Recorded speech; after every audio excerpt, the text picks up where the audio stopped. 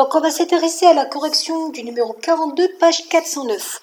On a une taille moyenne d'élèves qui est de 151 cm pour un établissement de collège où il y a 500 élèves, avec un écart type de 15.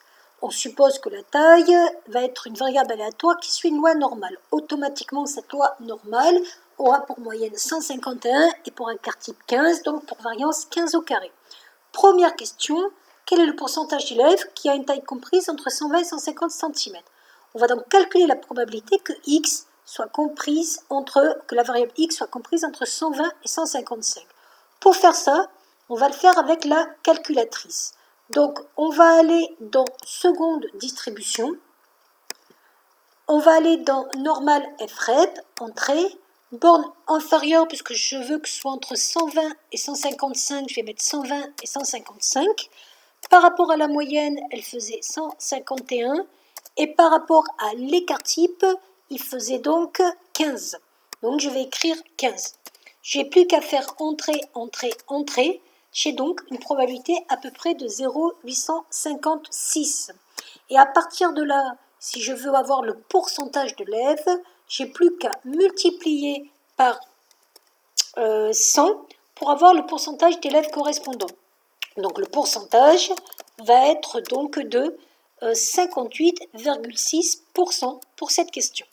Ensuite, on nous demandait combien d'élèves mesurent plus de 1,85 m. Donc moi, je veux d'abord trouver la probabilité que x soit plus grand que 185.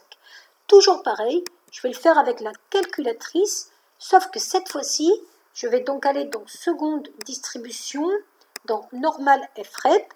Borne inférieure, je vais mettre 1,85 m. Borne supérieure, un grand nombre, donc par exemple 1000.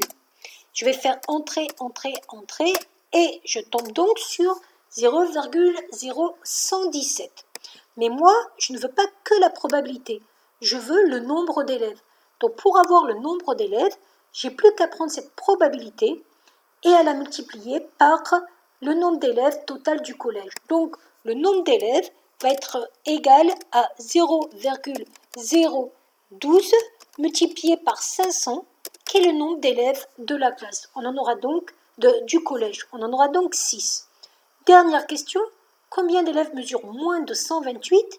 Donc pareil, je vais repartir sur ma loi de distribution. Donc seconde distribution, normale FREP.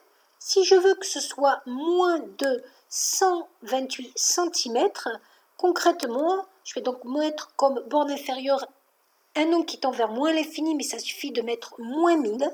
Donc moins 1000. 128, ça sera la borne supérieure, puis entrée, entrée, entrée. J'arrive à 0,626. Et comme je veux le nombre d'élèves, mais comme tout à l'heure, cette proportion entre guillemets, il me suffira après de la multiplier par le nombre total d'élèves, donc le nombre d'élèves que je cherche, sera donc 0,063 fois les 500 élèves du collège, et j'ai plus qu'à faire le calcul pour trouver le nombre d'élèves. Donc 0,063 fois 500, j'aurai donc à peu près 32 élèves, parce qu'on va considérer qu'un élève ne peut pas se couper en deux. Voilà.